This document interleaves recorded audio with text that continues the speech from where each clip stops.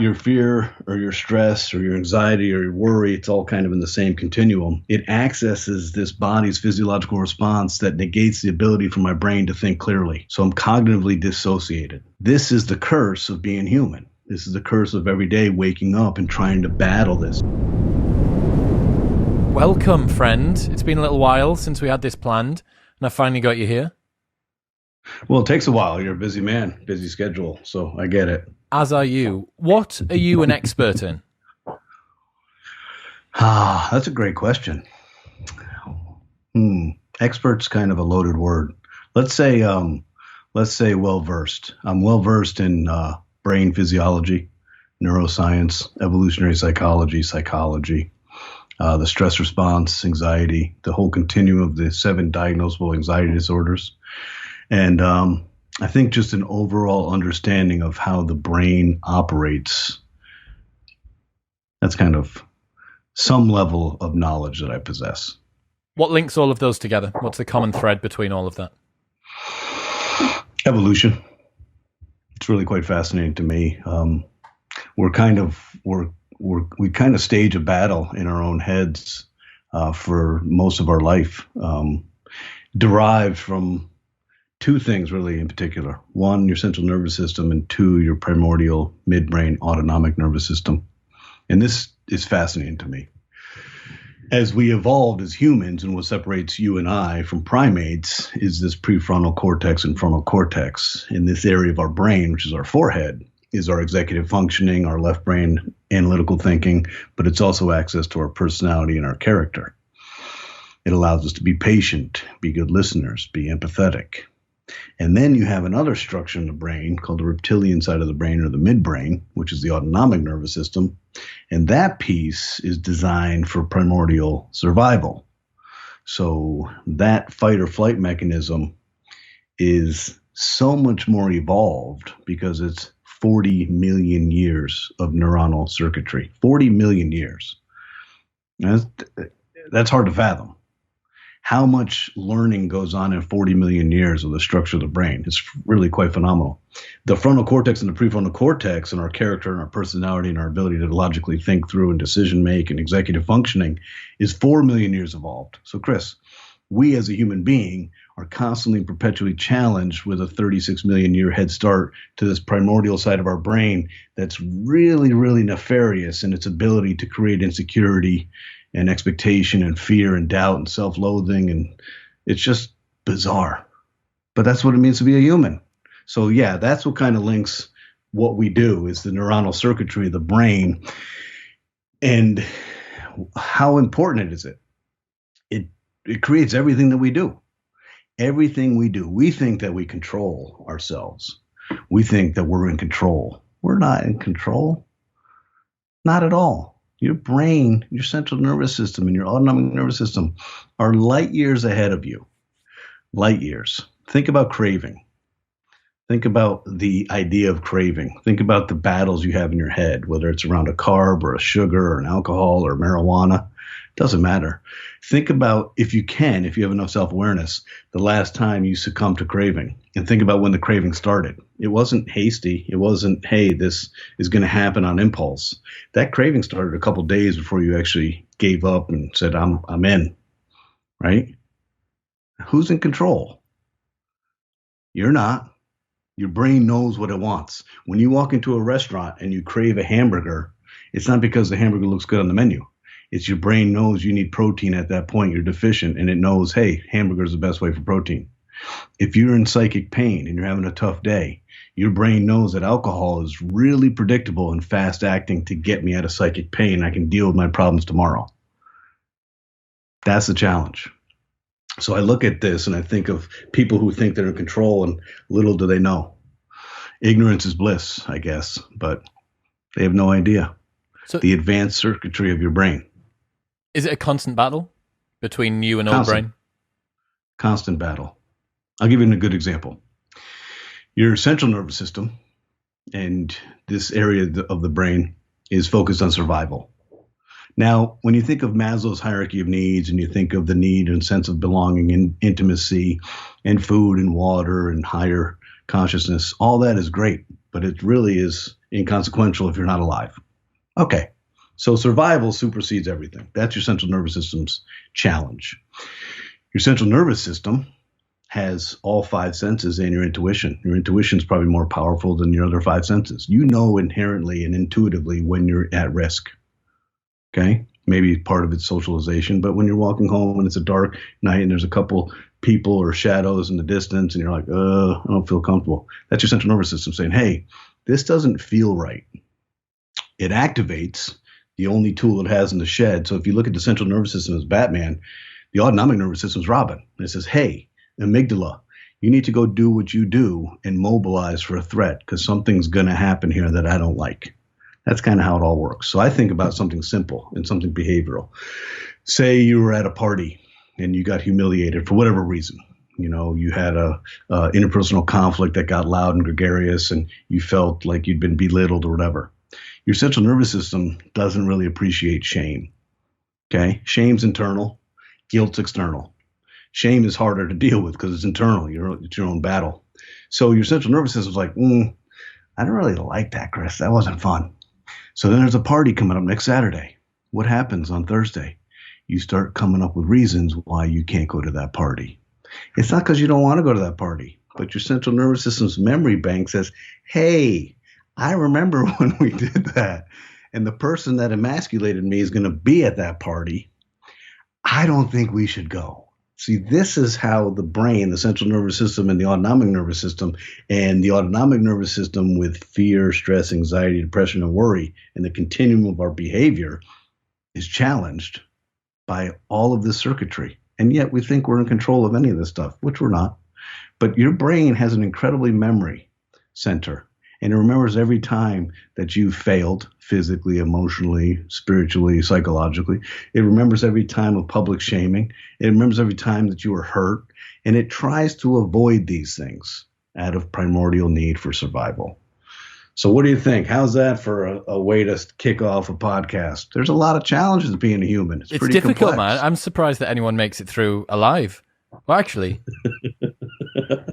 Yeah. Alive, but not acting to their core and the honor of who they want to be. Well, life. The only thing that we can guarantee is that none of us are going to make it out alive, unless David Sinclair manages to do his unlimited immortal NMN infusion bullshit before we hit the end of the century. Yeah, man. I mean, I've been fascinated by this for a long time. The fact that we have a little bit of metacognition, right? We can think about thinking. We can observe the cravings as they arise inside of us.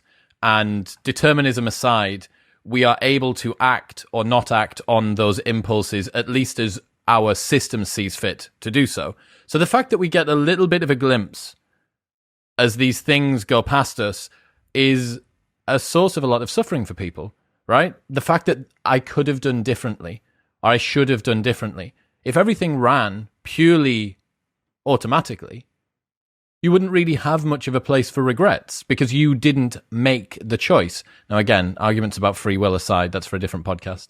But when you're waiting to watch and see what next occurs in your mind, you don't choose where it comes from, but you can choose how you respond to it, or at least it feels like you can. And that does cause conflict.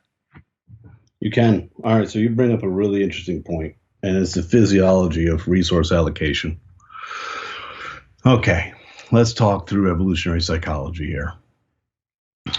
A stress happens. Well, first and foremost, to the thought process. According to the monks, we have 1,000 thoughts an hour. That's a lot. Of those 1,000 thoughts, maybe 990 are externally derived. So that's kind of sucks. What's that mean? So it's coming from the external world, these thoughts. They're not really generated internally. If you're meditating, maybe, but for the most part, they're external. So we're having to react to our environment all the time. But a stress happens, a stress response happens. Anything, whether it's perceived or you're thinking about a date or you're thinking about a dental appointment, it doesn't matter what it is. What is going on? So the central nervous system is the one that's kind of governing you and kind of knows your schedule and your executive functioning and knows what's happening, what's not, and also has the memory of shame, guilt, and all your failures. Isn't that amazing? If you interrogated your central nervous system, you'd be like, wow, I had a lot more failures than I remember. It holds a lot of cards, man. I'm telling you. So the central nervous system perceives a threat, real or perceived, it doesn't matter. Something happens physiologically, and this is important for people to understand. The amygdala is an almond-shaped piece of the midbrain, and the amygdala is kind of the flight deck of the fight or flight response. And it's an almond-shaped piece in your midbrain. That pings the HPA axis, which is the hypothalamic pituitary adrenal cortex. This axis drives the adrenal cortex to secrete adrenaline.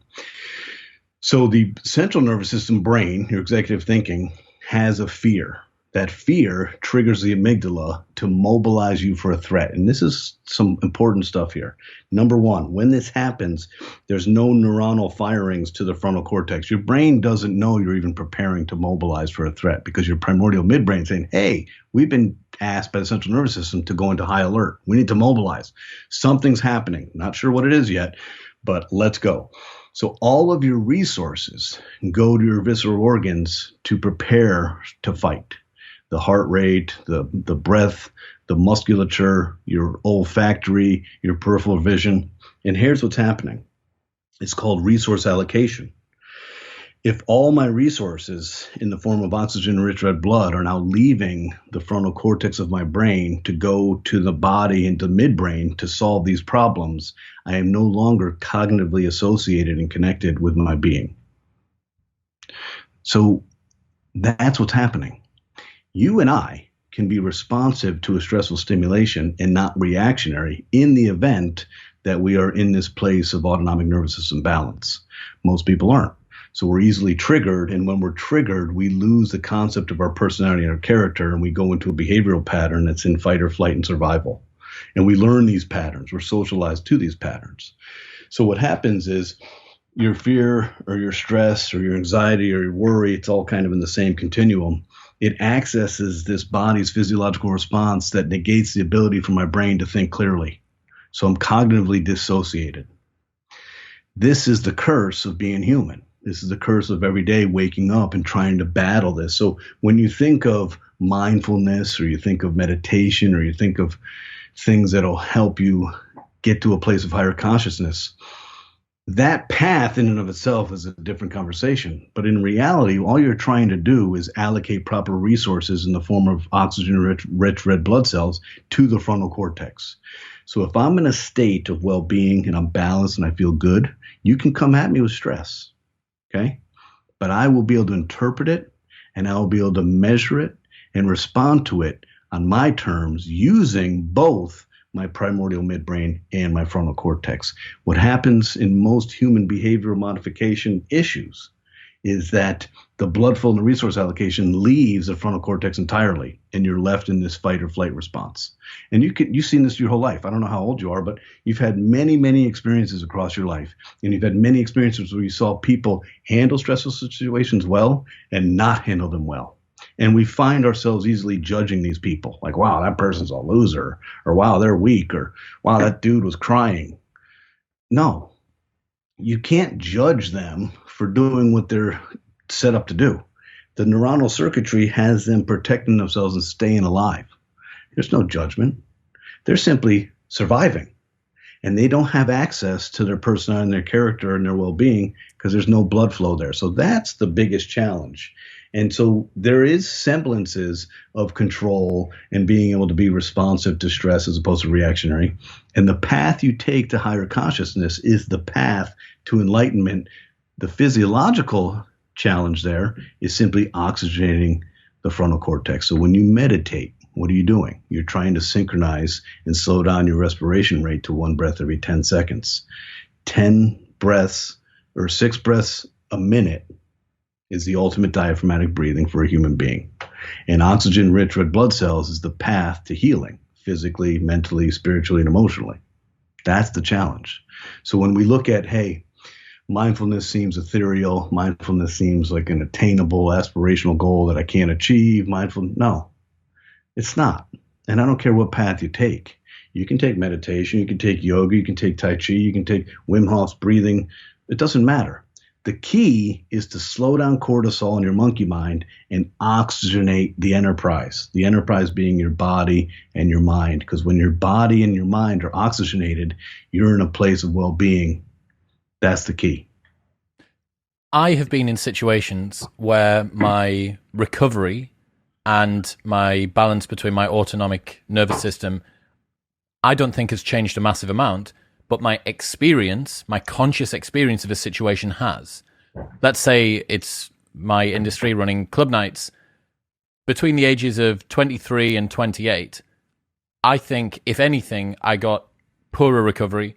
I think I was more chronically in sleep debt.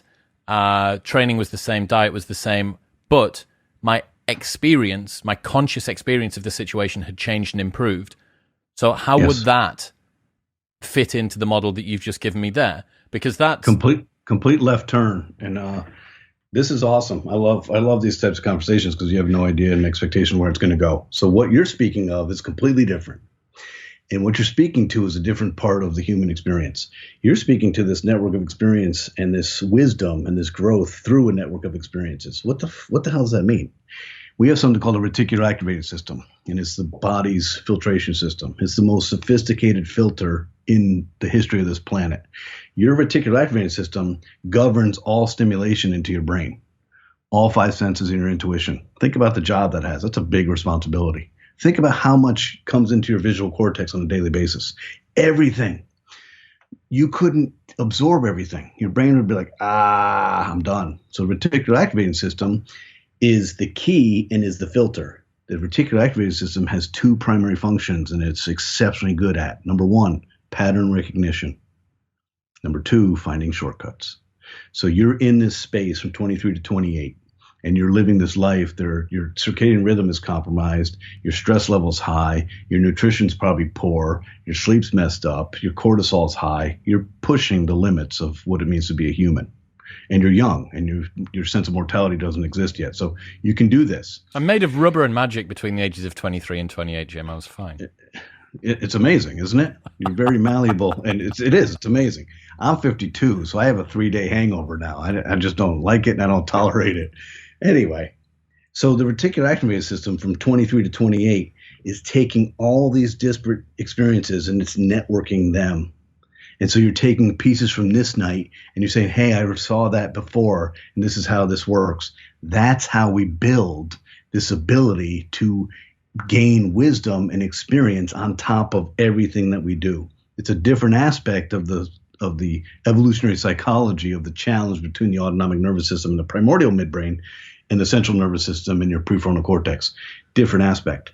But it's a fascinating aspect because we have to be able to be malleable and we have to be able to be adaptive to our environment. And life comes at us, right? There's 7.6 billion people on this planet. 7.6 billion. Think about the energy involved in just that. But then you add in everybody's inner wisdom, or what I like to call the itty bitty shitty committee. It's not so wise. It's a committee that tells you suck, you're insecure, you're a loser, they're not going to understand you, people aren't going to like you at this party. You know that committee that kind of talks to us every day since we're little, and we don't really tell people about it. So in essence, Chris, we have 7.6 billion people plus 7.6 itty bitty shitty committees. We got 15 billion plus enterprises on this planet occupying energy, right? And entropy. And it's incredibly fascinating. But there are ways for us to create a semblance of patterns. We can be resilient and we can be adaptive to it appears to me, anything on Earth, anything from war to space travel to deep sea travel, anything that humans sets their mind to, they can adapt to it. It's because of the capability of the reticular activating system to understand patterns, understand how to find shortcuts, and then build upon each experience. So from 23 to 28, you were pushing the limits physiologically of your body, but you were learning every day, and each experience was stacking on the prior experience. How does someone, we're talking about going back to the autonomic nervous system and that balance and getting that right. I'm not meditating when I'm out on the front door of a nightclub or in a stressful situation. So there must be some sort of carryover. My recovery that I have done prior to the event must somehow permit me to have a bigger window of tolerance of stress within the event when it occurs. Is that the way that it works? Yes. So it's a reserve. Okay. I look at it as a seesaw, right? Seesaw's never really balanced. One's up and one's down. Most people live with the sympathetic nervous system, which is the stress response, in full depressed accelerator. Foot's on the gas, man. That's most people living like that. A lot of people aren't in balance. Most people aren't in balance. But it's a continuum. So the more you do nutritionally, the more you do sleep-wise, the more you do kind of meditative-wise, the healthier you build that reserve so that you have the resilience to deal with stressful situations. So just intuitively, without you even understanding what you're even observing, you're observing exactly that. Your observations and what you do and how you do it, you're finding this evolution, but you obviously are on a quest for balancing the autonomic nervous system, and you may not even have been aware that you were doing that. So yeah, that's what's happening. What do you think more people should know about stress that they don't? That it's necessary. It's a necessary piece of the puzzle, right? Certainly the survival piece is, the intuition is, but I think there's a lot of burned, wasted calories in stress, fear, and worry. It's really quite unfortunate. Now, something interesting for your listeners. Your brain and my brain are different than a female's brain. We know this intuitively. We know this through the lack of empathy and the complexity of a woman's thought process versus a man's. But in reality, it's physiologically different. The corpus callosum, the bridge between the laterality of your left and right brain, is bigger in a woman's brain than a man's. So if we say, hey, I'm not worried about that. I'm not being dismissive or callous to my wife. I'm incapable of worrying about it. So if you say, hey, what's our 14-year-old daughter going to wear a picture day 3 weeks from now? I am incapable of worrying about that. So I'm not waking up at 3 a.m. and perseverating over that for 90 minutes. Okay. Second thing that's important to note, difference between a male and a female brain, is that with the corpus callosum being bigger and the laterality being greater, the packets of information from the left and the right brain and your analytical and your creative brain, a female is capable of multitasking where a man isn't. So there you go. So personally, I think about that and say, wow, I feel really blessed to be a man because I don't like to worry and I can't. I can't multitask either. So here you go. So that's the reality we live in. Forget the complexity of a woman's brain and their ability to. So men are more focused and left brain and solution oriented. Women are more empathetic and emotionally connected. And so there's a dissonance. It almost doesn't make sense that a man and a woman should be together because, like, you know, it doesn't make any sense. We don't communicate in the same manner. And so I learned years ago, my wife didn't want the answer because when I gave it to her, it just created 6 more layers of problems. She just wanted to hear me. She just wanted me to listen because they're not coming to you with a solution. They just want to be heard. It's fascinating. So 2 stories recently that I've heard from Adam Lane Smith, who is a psychotherapist specializing in trauma, and he was talking about the fact that men are treated for depression the way that women want to be treated for depression. All that you need to give a man, according to him, in order to get most of them out of depression is a purpose and the ability to complete that purpose. But when they go in, a lot of the time therapy is geared around men being heard, being felt appreciated, but that's not what they want. They want a problem and they want to fix it. In fact, there were people during World War II in London who were in insane asylums, catatonic, completely catatonic, laid in bed, hadn't been out of bed for years. And as soon as the bombs started to drop, they got up, they went outside, and they started shoveling. They drove ambulances. They did all of these jobs because they had a purpose and the ability to complete it. Another thing, second thing that I learned, one of my favorite facts from this year, from David Buss, one of the founders of evolutionary psychology that was recently on the show, is talking about the male overperception bias and the female underperception bias of attraction. So men are hardwired to overperceive the level of attraction that a female is giving to them. Like a scrap. Precisely. Well, yeah, they're to look at something and say, well, her gaze lingered at me for 0.3 milliseconds longer than it usually does. It's like maybe you had sauce on your shirt. Maybe she was thinking, God, it's that creepy gym guy again. Like, whatever it might be. But men are wired to view every potential sexual opportunity as one. And Conversely, women do the opposite. And when they do self-reporting, speed dating, he's done it with tons and tons of different studies. Women consistently report far less attraction from them to the man than the man reports. And the man reports far more attraction from the women to the man than the female reports. But this tells us, it explains so much around why men and women struggle to get along, because they don't have the same makeups. Sexually, men want more sexual variety and they're happy to have sex more soon than a woman is. Women want more consistency with sex and it takes longer for them to do it. 61% of the time, men say that I love you first, and they report feeling it 90 days, around about 90 to 91 days after first meeting someone. All of these things, why are there these asymmetries? Because we are not the same, because we were not built to be the same. And yeah, it's an absolute, given the fact that it's about a 50-50 split on the planet between men and women, of all of the different wars between countries and geographies and areas and belief structures, the fact that 50% and 50% of the world aren't just tearing each other apart because we're quite different to each other is, I think we should be proud of that. There's a simple way to explain the sexual difference, and that is a man needs to have sex to feel intimate, and a woman needs to feel intimate to have sex. It's a nice little way to look at it and be like, okay, it is. It's fascinating, isn't it? Another one that Rob Henderson uses, he says, men need an excuse not to have sex with a woman. Women need an excuse to have sex with a man. Yes. And it's a bummer. Yeah, well, it depends which angle you're coming at it from. Okay, so stress, autonomic nervous balance, we've got there. Talk to me about, given the fact that this is your special area at the moment and you've been in it for quite a while, has your research been showing ramping up levels of stress? Just how bad is it? Is it as bad as people make out? Are people just being sort of pussies at the moment, or are we getting bombarded with dopamine from devices and such like? Have you been able to actually see any of these changes? It's worse. It's worse than people surmise.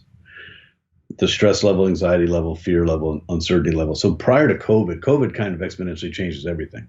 But prior to COVID, we were already living in the second great age of anxiety. The first great age of anxiety was post-World War I.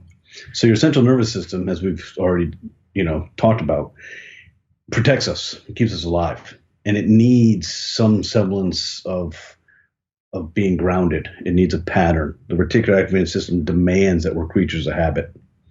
Okay? After World War I, the world didn't seem like itself. It was off kilter. And that lack of certainty leaves this feeling us not grounded. It leads to anxiety, anticipatory anxiety. So prior to COVID, we were in the second great age of anxiety. A lot of that has to do with a poor food supply. When your food is more acidic and more focused on sugar, you're not getting the balanced nutrients you need in the inhibitory neurotransmitter side of the equation. We have a lot of excitatory neurotransmitters and a lot of neurotoxins in our food. So for, say, the last 40 years, our food balance has lost its way and we're far more acidic. That's not good for anxiety, okay? It's not good for depression. That it's not good for sleep. Our sleep has been compromised, whether it's our job choice or whatever. And then you have this proliferation of technology and the push of blue light to the brain constantly stimulating us, okay? So that's the physiological piece. The blue light stimulates and says, hey, it's go time. Let's get some adrenaline. And then you have all the research showing that this social media craze creates an addictive response of dopamine, much like cocaine. So when a child puts out something on Instagram and starts seeing who likes it or shares or whatever, that elicits a dopamine response. So between technology, between the lack of kind of the nuclear and extended family being around each other, the food supply, and then just kind of mass media. So follow the money. It's really the way life works, right? Follow the economics. I don't believe that the media is nefarious and thinking malicious thoughts, but what they do know is that they need ratings. They need ratings so they can make their money and stay profitable and pay their bills and their overhead and pay their salaries. Okay, great. So what do they learn? They learn this. They bring in some neuroscientists and they say, hey, I can elicit a fear response in a nanosecond. It takes me minutes to create this intellectual challenge and this story of good and releasing endorphins and oxytocin. So we're going to go fear-mongering. Everything's fear-mongering. Everything in the mass media is to elicit a fear response. And that fear response triggers the amygdala to the HPA axis, the autonomic nervous system, all your blood flow goes from your brain, and you get in that fear pattern. I tell people when I lecture, I was like, when's the last time you turned off the news and you had a feeling of inner peace and calm and serenity? Like never. So between the food, the media, this disconnect of humanity. I've got 3 girls, 19, 17, and 14. When they have interpersonal conflict, I hear about it. And my idea is, hey, go over to their house and talk to them or pick up the phone. No, everything's done through text. There's a layer. It's really strange. So there's a ton going on. So on one hand, you'd say stress is at the highest levels ever in the history of the human experience. That's a sad indictment, but that's reality.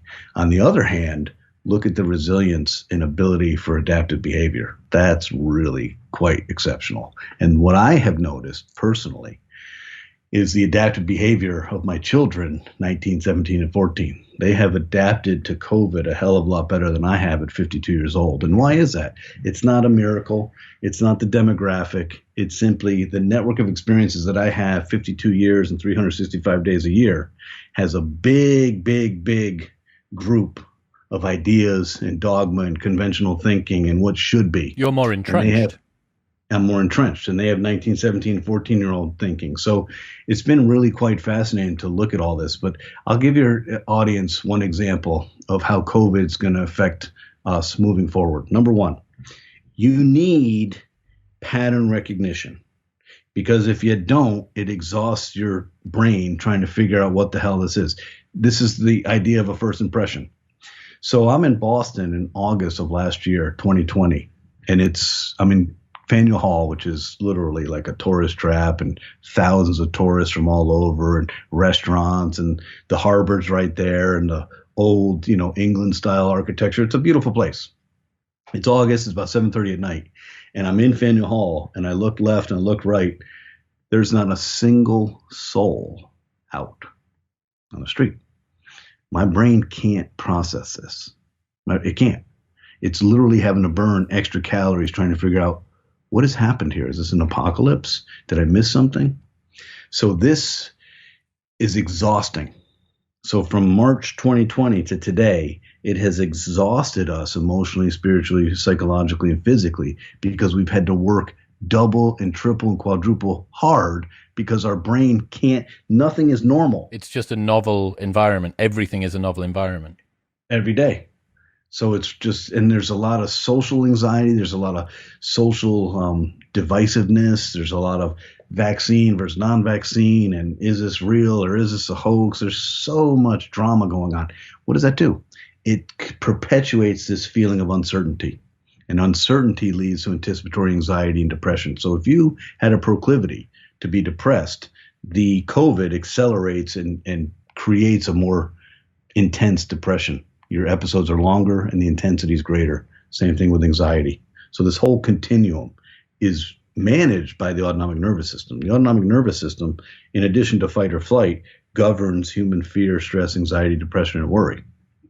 It's a big piece of our behavioral modification. So I think the stress side is incredible.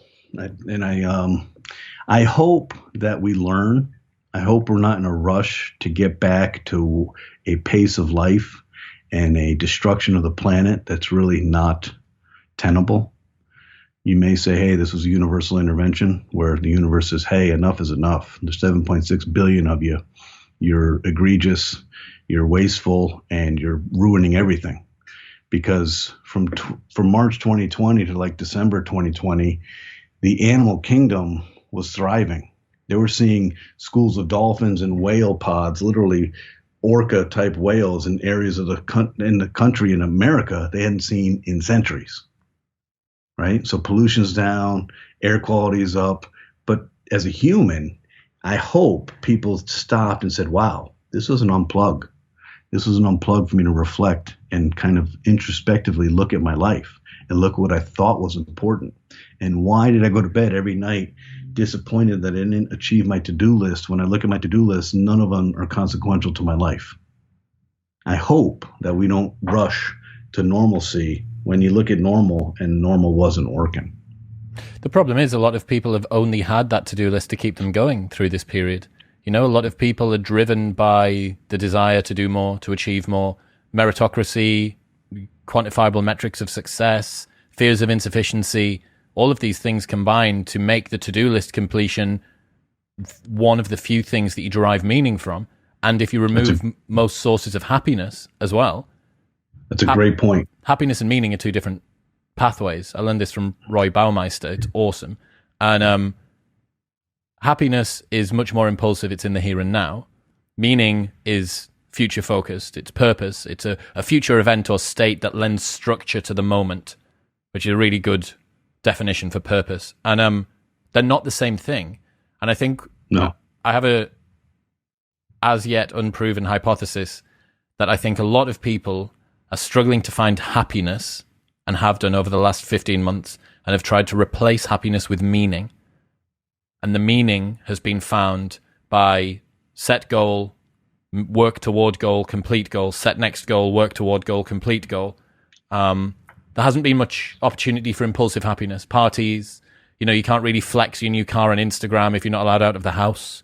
Financial concerns, so on and so forth. And I think people have perhaps used meaning as a replacement for it. Well, I think there's another element there. So we do a lot of work with monks, and we learn a lot from the wisdom of monks. Their path is different and probably similar. Happiness is external, just like guilt's external. Joy is internal. And the path to joy may be commensurate with the path to meaning. But happiness is a futile attempt, and it doesn't last because it is external, just like guilt is external. Guilt is imposed upon societal norms. Shame is inside me. So you're speaking to the same path of lower consciousness. You're speaking to the primordial midbrain occupying more of your resources than your frontal cortex. Your to-do list is rather inconsequential to your life and certainly doesn't derive happiness, ever. You buy a nice fancy car, great. How long does the endorphins last? 2 weeks? 3 weeks? Happiness is a pursuit of futility and over expectation and disappointment. You want to derive towards joy. You want to get an understanding, baseline fundamental of who you are as a core human being and what gives you joy, right? Is it having children? Is it having a spouse and a partner? Is it work? Is it purpose? That's the path to an enlightened life of wellness and well-being. And this pursuit of happiness or to-dos or this over pursuit of success based on what? Monetary success? No, it doesn't work that way. And we're speaking to the same stuck in this rut of this continuum of fear, stress, anxiety, depression, and worry. This is 40 million year evolved thinking. No, we want access to here. I want access to my personality, the honor of my humanity and my character, what's important to me, not what I think other people think is important to me. It's all stress modulated. So you're this brain guy. You got all these insights into the brain and stuff like that. How are you deploying these in the market? What do you do for work?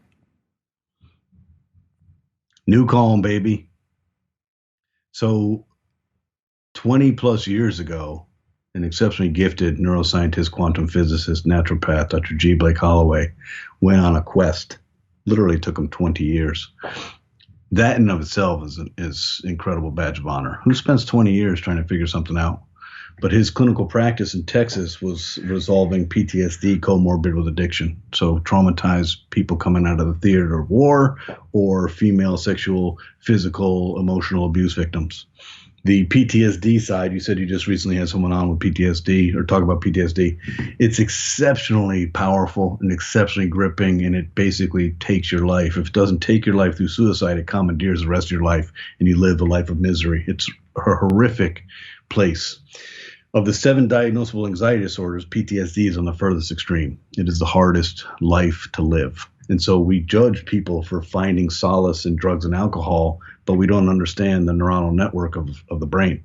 If I'm in psychic pain and I can never get relief, and even in my dreamscape, I'm having memories associated with the trauma, I can never rest.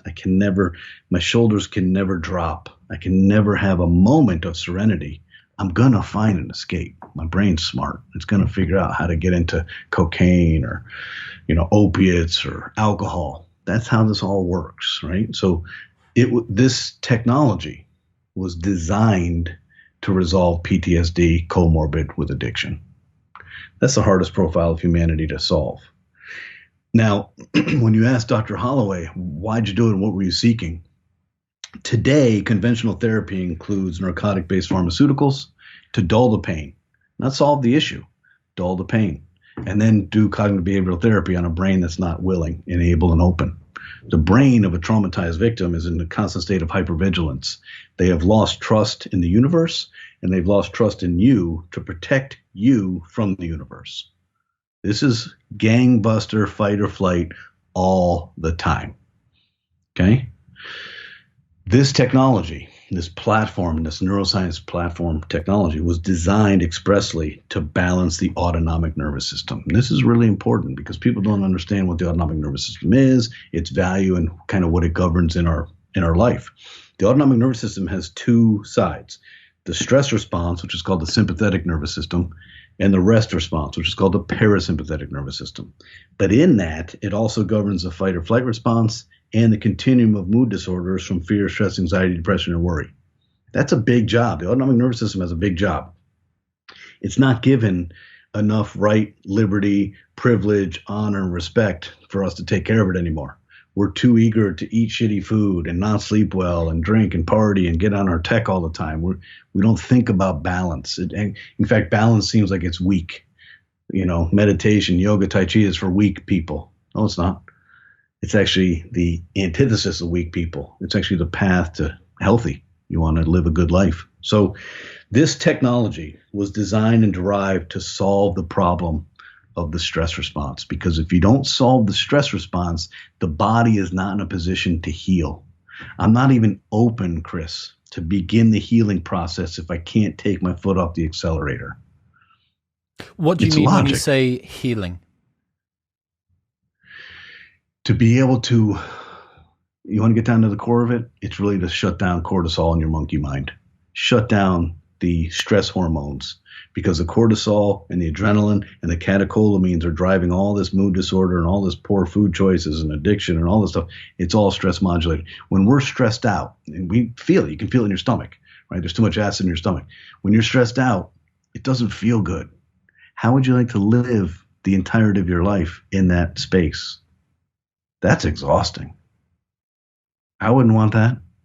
I don't like it for 1 second when I feel cortisol in my stomach and I lose my appetite, or I'm feeling distracted, or I'm here with you present, but something else is distracting me. I don't like that feeling. So NuCalm is the core platform technology developed by this neuroscientist. And here's what's fascinating to me. The brain is the most complex organ in the history of this planet. Okay, the complexities cannot be overstated, and the complexities are still not even known. But we do know a few things. One, the body is a closed loop ecosystem with trillions of cells, and the body and the brain is a compensatory mechanism with a complexity that's beyond our comprehension. What does that mean? For every action, there's a reaction. For that reaction, there's a reaction. For that reaction, there's a reaction. For that reaction, there's a reaction. Okay, so it's entropy. So you think about that and you say, okay, how would you create a solution to manage the autonomic nervous system on a regular basis? It demands a complex solution. And that's exactly what he invented in NuCalm. The brain and the body communicate in only two manners: chemical messaging and electrical messaging. And if you don't command control of both mechanisms, you can't have a predictable outcome. And we look at this and we see what's out there today. We see neurobiofeedback's been around for almost 80 years. It's not predictable. It's not predictable to the individual, and it's not predictable across the population. We look at transcranial direct current stimulation and different stimulation devices that stimulate a certain area of the brain. They're not predictable. They're not predictable across the person. They're not predictable across the population. Then you take the other approach. That's the electrical signaling. You take the chemical signaling. You talk about supplementation or transdermal creams or liposomal sublingual absorption, whatever. But they're not driving to anything. And the body is not good at extracting a high yield of nutrients from supplementation. It's really good at taking nutrients from food. It does a really poor job. When you're talking about a 7 to 9% yield of what you ingest in a supplement, To me, it's like, why don't you just throw the whole thing down the toilet? 7 to 9% is not that good. Is that the max? 9%, I believe, is about the max. Yeah. So, and you can megadose, but it doesn't matter because you have to go through the whole metabolic process. You have to go through the liver. You have to go through the bloodstream. You have to cross the blood-brain barrier. There's a million of inefficiencies in the body trying to extract. And something that's really quite fascinating. What are we taking it for anyway? Why do we even ingest food? What is it all about? What's human biology about? Human biology is about cellular communication. It's all about bioinformatics, cell-to-cell communication. What are they communicating? They're communicating a frequency. Do they not need something, a resource from the actual supplement or the food itself, though, rather than it just being a signal? Is there not a resource in it itself, the 7% or the 9% which gets used? The resource and what you're looking for has a frequency. So if you're looking for vitamin A, that has a frequency. Vitamin B has a frequency. B12 has a frequency. Vitamin C has a frequency. Vitamin D has a frequency. Magnesium has a frequency. So when you eat a food, there's this whole process of inefficiencies that goes on. So I chew the food, I digest it in my esophagus to my gut digests it, then I process it in my liver and I metabolize it, then I get into my bloodstream. And all it's doing is communicating a frequency of that nutrient. Human biology is resonance, frequency, and vibration. It's fascinating to me. So when you drink orange juice, you're not drinking it because there's a little vitamin C pellet that your cells say, hey, grab that vitamin C pellet and let's wrestle it to the ground. No, there's a frequency, and that frequency resonates. So the cell gets the frequencies. Oh, okay, that's vitamin C. And it's like a tuning fork. It resonates at that frequency. That's biology. So when you look at the body and what we're trying to do, we're trying to impose our will through supplementation. You can't impose your will on the human brain. Good luck. It's not going to work. So when you take a step back and you understand the complexity of the brain, you have electrical signaling and chemical signaling. Dr. Holloway understood that to create a predictable outcome, I have to commandeer both channels. So NuCalm is a systematic approach. It is a systematic, complex solution to a complex problem. And NuCalm itself is one product, and it's designed to literally slow down your brainwave function, the opposite of what caffeine does. Caffeine increases your brainwave frequency and lets you think faster and activate faster. NuCalm is designed to slow down your brainwave function and to oscillate your brain in alpha and theta, alpha being synonymous with relaxation, rest, and creativity, theta being synonymous with healing, cellular restoration, and recovery. That's what he's doing. So NuCalm is a gift to humanity. It's a gift to our contemporary lifestyle where we're not in control of ourselves anymore. And we're not thinking that balance and parasympathetic dominance and recovery and rest is really that important. We seem to override that a lot. If you look today at the global marketplace, the sleep industry alone is a $585 billion industry. $585 billion. We don't know that much about sleep. Academically, the science of sleep is 29 years old. Who thought that was a good idea? Sleep is paramount to life. You don't sleep, you die. You don't sleep well, you don't perform well. But what's the catalyst to create poor sleep? Stress. Hello, it's cause and effect. So to us, we look at high stress, poor sleep, high stress, poor sleep, high stress, poor sleep, and we say, hey, we have a solution that's clinically proven and patented to take care of that. How would you like to live in a world where you have great sleep, good stress management, great sleep, good stress management? So where we sit in America here, the company's in Delaware, we've built a platform of technologies designed to allow you to change your state on demand with no side effects by managing the human brainwave function. That sounds really complex and Star Trekian, and it is. The complexity is incredible. The science is absolutely incredible. You could study this science for decades and not get bored because it's constantly evolving because we're learning more and learning more and learning more. Like, wow, that's really cool. Let's do this.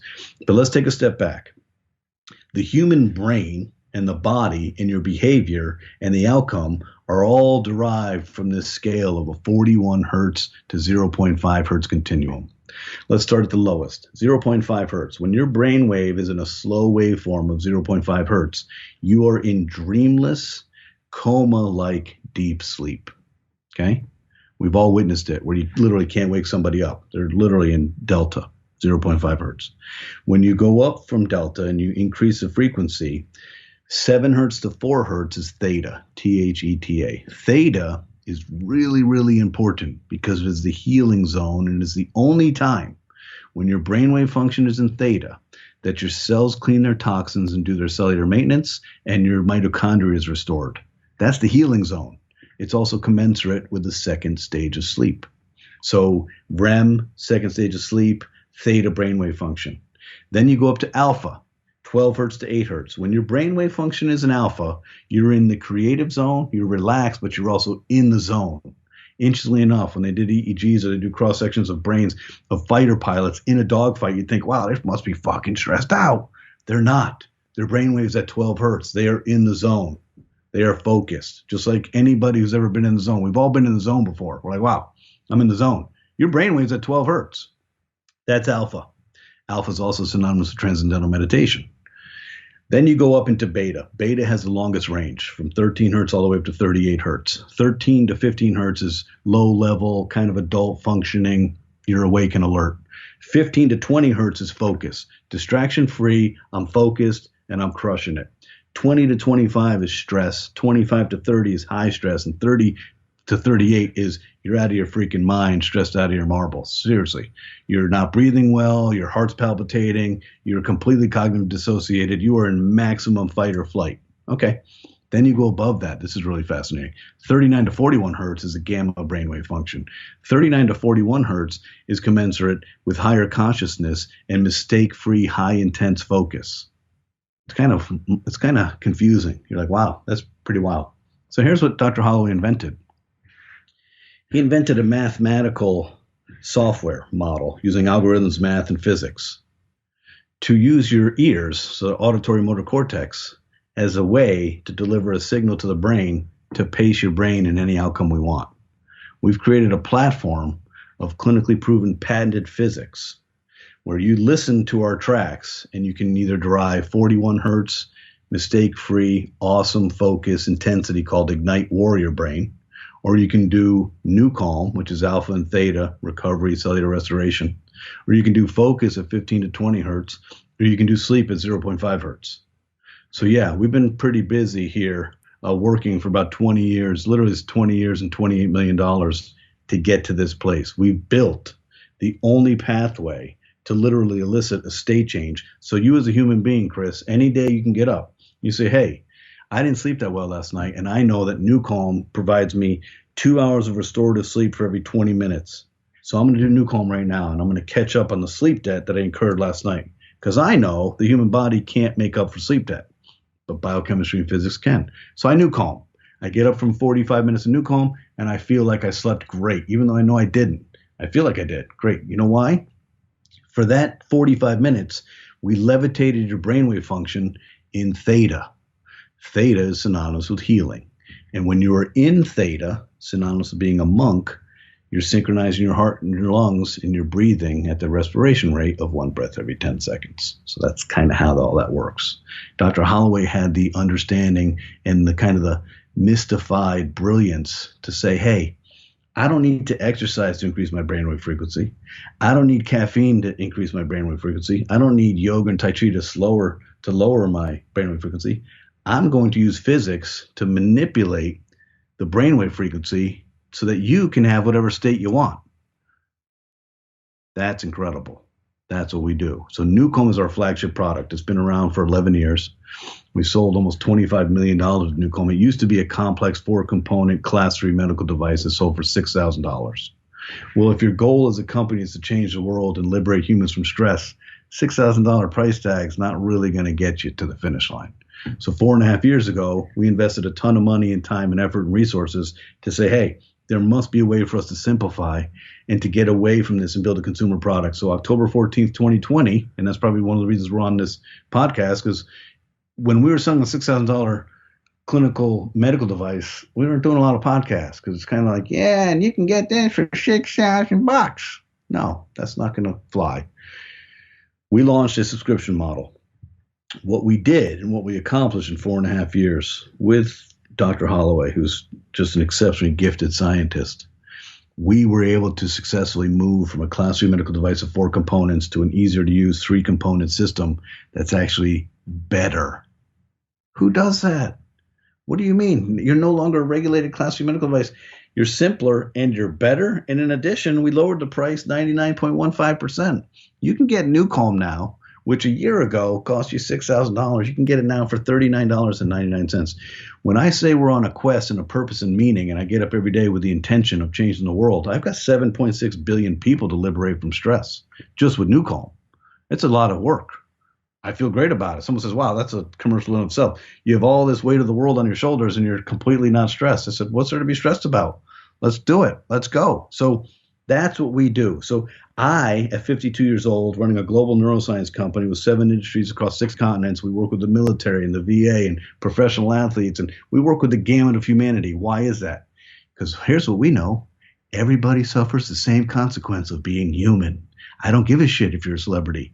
You have stress. And your stress response is exactly identical to my stress response. The amygdala, the HPA axis, the blood flow, all of it's the same. We are the same. 7.6 billion people live with the curse of stress and the stress response. So we have a solution that's the only patented solution in the world, clinically proven. Just by virtue of saying that, no one else can make these claims, right? That solves the problem with no drugs and no effort. You literally just get in your bed, you put a disc on your wrist, a headphone on, an eye mask, and within 4 or 5 minutes, your brainwaves in theta, you bake there for 30, 40 minutes, and when you're done, you just kind of pop up like, hey, I'm ready to go. Let's go take on the day. That's NuCalm. That's what we've done. So at 52, Chris, I've got the immune health of a 37-year-old. I've got the schedule of a carny, except I don't have small hands and smell like cabbage. I travel like a freak. I have a lot of reasons to be a stressed out individual, and I'm not stressed at all. I drink a ton of water, and I NuCalm every day. That's been my key to longevity, focus, high performance. I was on the phone with a CEO about a month ago, and he interrupted me halfway through a monologue. He says, Mr. Poole, I just want to say one thing. You're like a super species. You're a freak. I said, I know. I said, isn't it great? I said, I have a basket of goods in the form of physics in neuroscience where I can dictate what state I want to be in. If I want to jack my brain up and go do a run or go work out or do whatever I want, I can just put Ignite on. If I want to be focused and look at legal paperwork, I'll put Focus on. If I want to sleep, I'll put on a Delta track. I manage my life through physics, understanding how to manage my brainwave. Boom. What do you think of that, Mr. Chris? Talk me through the clinical studies. What did you learn from that? What was found out? That's a great question. We were always on a mission to manage stress. You have to stay in some sandbox, right? We can make a lot of claims because stress is the catalyst to everything bad in our life. But we focused on stress. And here's what we learned. It's really hard to manage stress and to quantifiably measure stress. So we started working with some of the best scientists in the world from Harvard and NASA, literally the best mathematicians and statistical biophysicists. And what we did was we learned that back then, heart rate variability was kind of a burgeoning side on the medical equation and has become the gold standard in medical, not in consumer. I wear an Oura ring and Whoop band and all that stuff. They're compromising convenience for medical grade sensitivity, accuracy. They're not accurate at HRV, but you get an idea of what it means. What is it? Heart rate variability is looking at the autonomic nervous system. There's something called the sympathovagal balance. So it's a ratio of the sympathetic nervous system over the parasympathetic nervous system. And you can see when someone's 4-to-1, 8-to-1, 10-to-1, they're too stressed and there's not enough rest.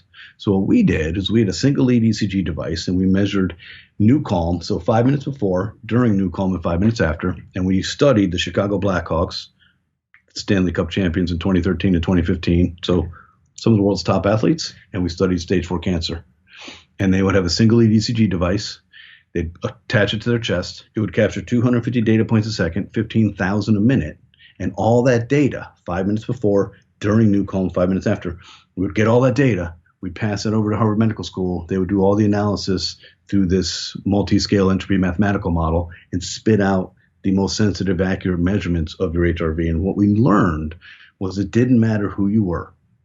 It didn't matter if you were a 31-year-old veteran defenseman for the Chicago Blackhawks, or it didn't matter if you had stage 4 metastatic brain cancer. NuCalm simply put the brakes on the stress response within 5 minutes and raised the parasympathetic to an equal ratio or greater. So what we see anytime you do NuCalm is that we will immediately put the brakes on your stress response and raise the rest and digest response. Your body and my body and everybody listening to this podcast body wants to be in balance. It's your monkey mind and cortisol and your worries and your thoughts that keep your body out of balance. Your body knows how to heal. Your body's had millions of years of training. It knows what to do, but your mind overrides it, mostly through the stress hormone cortisol. NuCalm says, I don't give a shit. I don't care if you have cancer. I don't care if you're a professional athlete. I don't care if you're a singer or a pilot. I don't care if you're 2 years old. I don't care if you're 100. I'm going to take you to this place that I know is commensurate with healing, and I'm going to allow you to spend time in that coveted place and give you the restoration your body needs. And the more you use this product, the more cumulative benefit, because it eventually is going to balance your autonomic nervous system, and you're going to live in your lifestyle, working clubs at night, thinking like a monk, living like a capitalist, because you're going to be in a healthy place where you have that resource allocation, where you have enough oxygen-rich red blood cells to your brain at all times, where you're not able to be sabotaged by the primordial midbrain. 11 and a half years of using this, Chris, I am not prone to sabotage. You're not going to get me stressed.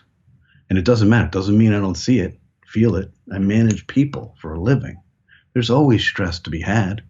You're never going to find me sabotaged by it, because I've had such use and such autonomic nervous system balance. I have so many reserves. I could probably go 2 or 3 months without NuCalm and still be in a place of resilience. And it's not because I'm great, and it's not because I give myself the gift of meditation or yoga tai chi. I don't do any of that. I don't take the time, and that's not important to me. I use this as a tool to replace anything in that continuum that I know is necessary for good health. And really, to be honest with you, the health aspect is less important to me. It's the performance aspect. I want to perform from 5 a.m. to midnight every single day, so I'm available to my team and my family, and I live the best proper life, and I'm honorable and integrous to myself and on the mission we're on. 5 hours of sleep a night on average. Yeah, I got the stupid aura ring, so yes, I can tell you exactly. There's no cheating the aura ring. Oh, the Whoop, There's sadly. No, but I mean, the so, HRV is not accurate, but I think the sleep is accurate. Would you be able to not sleep and just do an hour of NuCalm a day? I would. There are some people, and I'm not going to name any names. There are some very high-performing nuclear reactors of energy that think that that's an okay equation. And I am really upset that you would even think of that. Sleep is paramount. If you looked at the necessities of life and sustainability, sleep has to be the foundation. It has to be. Sleep is the foundation. Okay. You can't use a replacement for sleep, not because NuCalm isn't effective. It's because we don't know the complexities and the variables to sleep are so profound. We still don't know enough about it. I do know that NuCalm kind of mimics sleep architecture, but it doesn't do it fully. So I would never, ever tell people to do that. Now, hopefully, they would get to a place where they augment their sleep debt. But everybody has a biorhythm. Interesting enough for me, just being in the space I am and kind of perpetually inquisitive, I've noticed for me that if I sleep even hours, I wake up and I'm ready to crush it. If I sleep odd hours, I wake up and I'm lethargic. I got 5 hours last night. I woke up at 5 o'clock and I was like, but I had to go to New York City, so I didn't really have time. And yesterday at 6 o'clock, I NuCalmed for 40 minutes in preparation for knowing I wasn't getting to bed before midnight and I was only getting 5 hours of sleep. I would like more sleep, but as you get older, and everybody who's listening to this podcast who's older or has kids or whatever, once the sunlight hits your eyes, man, hello. So you have to sleep in a dungeon if you want to sleep in. So sleeping in is not really an opportunity. And I find myself, if I NuCalm and then I exercise or whatever, I find myself getting that second wind at 8 or 9, and I like to catch up or do whatever. So yeah, 5 hours a night. Can you explain how the music, sounds, and the disc work? What's the relationship there? Awesome. There is none. So that's a great question. The disc by itself is an incredible invention. and it's incredibly complex. It looks simple. It looks just like a sticker in a Sesame Street comic book, right? The disc actually has a signature of frequencies. It has a recipe on it. Frequencies that used to be in a cream. Well, Dr. Holloway, in his inventive path and of absolute perpetual awesomeness of literally intellectual horsepower, I think second to none. I've never met anybody like him. He located and found the frequencies to GABA A, GABA B, L-tyrosine, casein tryptic hydrolysate, and L-theanine. Those were the elements, kind of this cornucopia of what's called an inhibitory neurotransmitter, puts the brakes on stress. He took the frequencies and built a software. That disc has a nice design, and it looks cool, and it's circular, and it's metallic. It's actually a 6-layer multi-wave oscillator. Holds a biostatic charge, invented by George Zukovsky, the Russian medicine doctor doing electromedicine in the 1930s. Technologically, it's been around for 100 years. It still isn't understood and still isn't deployed well. So the signature of frequencies is then imprinted in a Tesla coil onto that disc, and that disc is held in a Faraday bag. The Faraday bag is a physics bag, anti-static bag. The disc is really powerful, but taken into the environment, it's very vulnerable to EMFs. So the disc is simply signaling your brain like a tuning fork to activate what's called the GABAergic system. And the disc is important because it's like having a glass of wine or two. It negates your ability to resist NuCalm because of your adrenaline. It shuts down your adrenal cortex. So literally this disc uses the body's natural amino acids in a very unique, very advanced form to simply turn on the GABAergic system and say, hey, we're going to take you for a joyride into theta, and you're not going to resist what we're about to do. So that's what the disc does. That's the chemical messaging of NuCalm. Then the IMAS simply negates visual stimulation. Then most of the work, 75%, maybe 80, sometimes 60%, is in the neuroacoustic software underneath music. You're going to hear beautifully architected music. The music is really avant-garde and kind of, you've never heard it before because we use the solfeggio ancient music scale and we build this stuff in 528 hertz or 432 hertz. Really complex geometry. Fine. But underneath it is $6 million of the most sophisticated, patented software ever created. Huh? What do you mean? A typical song is about 5 megabytes. NuCalm Rescue 70 is 1.49 gigabytes. When you download the track, it's 1.5 gigabytes of mathematics we're using to trick the most sophisticated organ in the history of the planet, your brain. And what we're doing is we're using all this complex physics and math to simply pace your brain like a NASCAR pace car. We take you to 12 hertz, and then we cycle you in this kind of space of 12 hertz to 4 hertz, mostly in theta. So the experience is really unique and fun because you're just listening to music. You can't hear it. It's inaudible to the human ear, but we're pacing you into 12 hertz. Ignite, on the other hand, the Ignite Warrior Brain, we raise the decibels of the physics so that you can feel that thundering pulse low end. It's like, that's the physics. That's all the math and all the stuff. We put that in there because we've been working with special forces and the U.S. military. We've been working with professional athletes. We didn't want them to think they were listening to just music. We wanted them to understand there's $6 million of patented physics underneath this music, driving your brainwave function up to 39, 40, and 41 hertz. Weren't you telling me that there was special ops soldiers sat in the choppers on the way out to do operations and they've all got it on as they're flying out? Yes. That's the coolest advert for a product that I can imagine. It's some Call of Duty shit. It is Call of Duty shit, and it's pretty amazing because when you are in mistake-free, high-intense focus, that's where you need to be for a mission. And for me, I'm a layperson, I'm a civilian, I've never been in the military. It seems stressful to me to go on a mission, but it's not. That's where all their training lies. The stress to a military operative is their home life, or their spouse, or their kids, or paying the bills, whatever. It's odd to me. So we do a lot of work in the military. I'm really pleased and impressed by their capability, their sacrifice, what they do. And at first, when we first started working with them, I felt almost an ethical battle. I was like, I'm relaxing warriors so they can kill people better. And I thought to myself, no, that's not the way to look at it. I'm taking care of soldiers who are sacrificing their life for the protection, liberties, and freedom of us. And furthermore, they're 18 to 35 years old, and they're giving modafinil and uppers to get into their mission. They're giving Ambien when they get back from their mission. No, I'm going to solve that problem. So yeah, we do a lot of work with the military, mostly special forces, do a lot of work with the FBI. And then we do a lot of work with probably 300 or 400 of the world's top athletes. And so they have their own recipe. Yeah. Have you done any clinical studies into the effects of warrior brain yet? Yeah, well, we always look at dopamine for that and really just the brainwave function. So we'll look at an EEG to make sure that when we say your brain at 12 minutes is at 39 hertz, that's what we're looking at. We've never done any output stuff, and we won't do a lot of work like that. We're doing research right now with the United States Air Force Special Operations Command on fatigue, pilot fatigue, and surgeon fatigue. That's pretty cool because, fatigue creates errors, and errors create death. All right, fine. We're also doing work in psychiatric world around PTSD, comorbid with addiction, and the ability of NuCalm to resolve the autonomic nervous system stress response and allow you to heal. And we're also doing research with the former medical director of the NFL on concussions. Busy, one way to put it. It's awesome, man. It's an awesome place to be. It's awesome to wake up every day knowing you're solving people's problems, changing people's lives. The amount of goodwill and the amount of great stories we get, when you liberate a human from stress, you change their life, period. And when you do that for a dad or a mom and you take care of their children, it's incredible. And what's cool about NuCalm is I don't have to be there. It's a technology.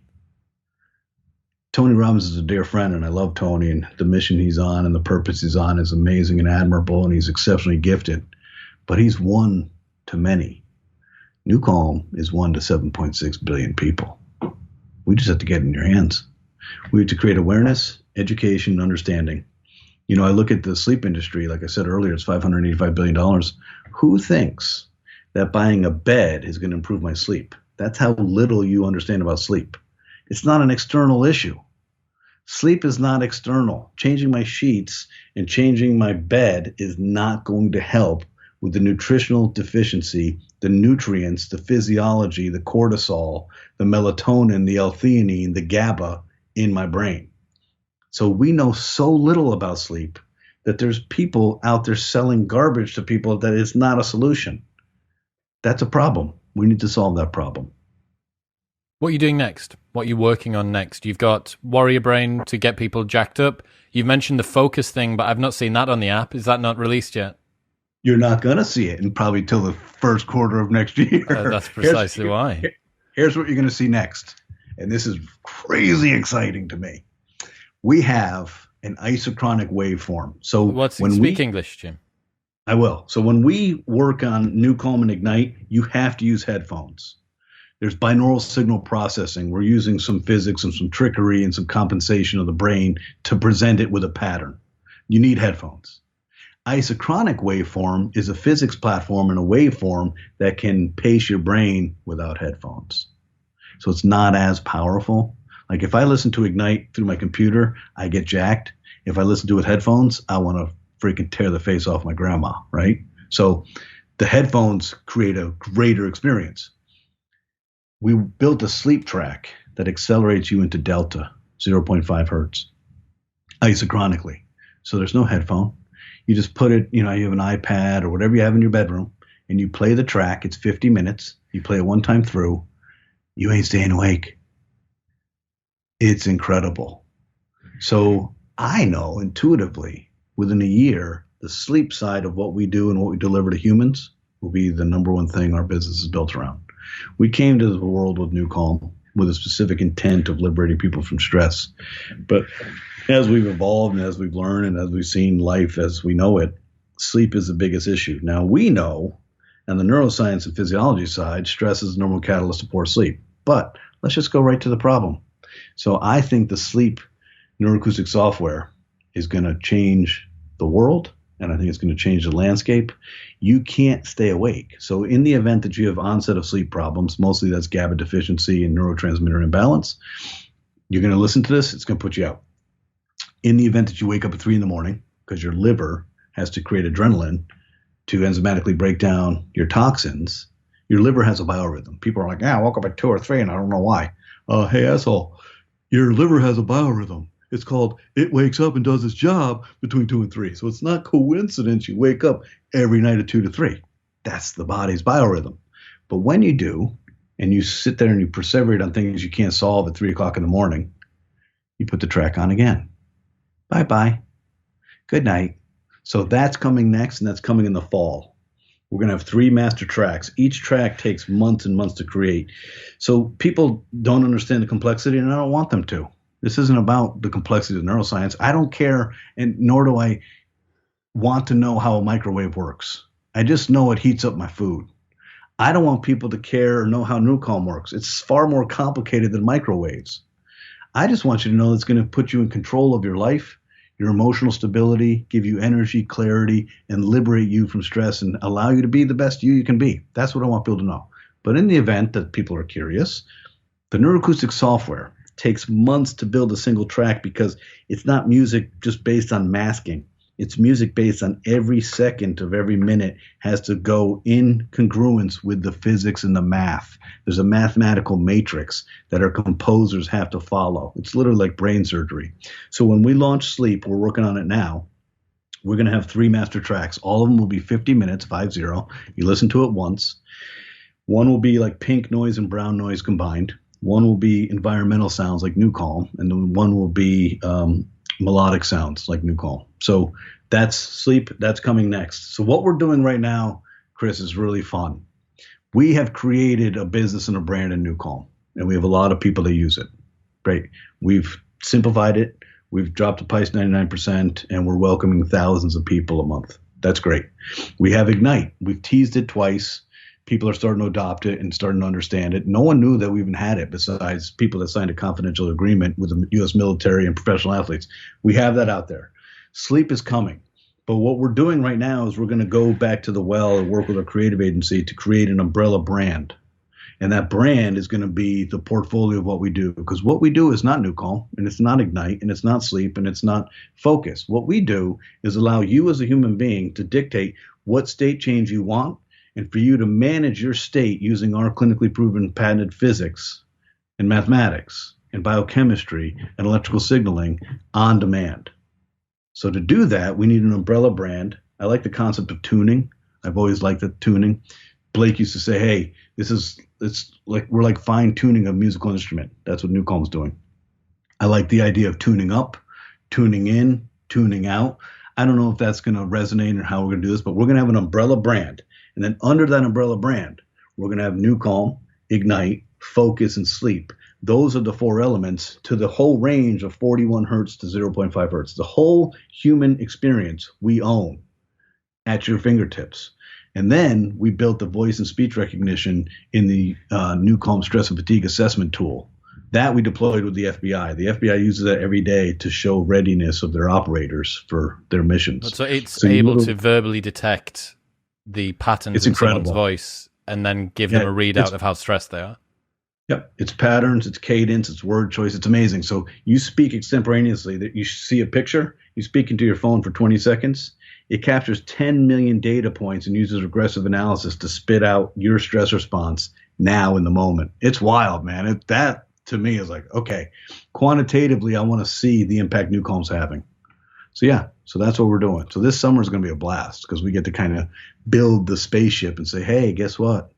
We're coming in September with a whole new look and feel and a whole new offering that includes NuCalm, Ignite, and Sleep. This is proper Tony Stark stuff, man. It really is. What's fascinating for me is that we play kind of in left brain allopathic medicine. We also play in Eastern medicine. We also play in physics and things that are not understood. We play in resonance and vibration and frequency. And there's some really fascinating stuff. But for us, it's all built around wanting to help and wanting to serve. And so it feels really good. Thankfully, I was raised with good parents. So there's no nefarious genes in my DNA because we can do some really weird stuff if we wanted to. We can implant words in your midbrain. We can do through the software. Yeah. We can do a lot of interesting stuff for good and for bad. And so we choose good and we choose to do really cool things. That's sick, man. Jim Poole, ladies and gentlemen. Everyone that's listening that thinks, I want a bit of this, where should they go? NuCalm, NuCalm.com. And you can get started and join the family there. And from there, you can then learn about Ignite.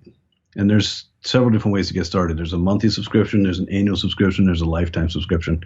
Most people, we're a domestic U.S. company. We do sell around the globe. Most people who buy internationally buy the annual just because shipping expenses are silly. But yeah, come join the family and come take a technology that's been around for 20 years and that will liberate you and become your best friend. No judgment, no shame, no guilt. Just, hey, it's time for me to go NuCalm. Go in your bed, get on a good recovery, get up, feel amazing, and go take on your day. I love it, man. Thanks so much for today. Pleasure. Take care of yourselves. COVID's over. Now we're the calm after the storm. Let's go. Thank you very much for tuning in. If you enjoyed that, then press here for a selection of the best clips from the podcast over the last few months. And don't forget to subscribe. It makes me very happy indeed. Peace.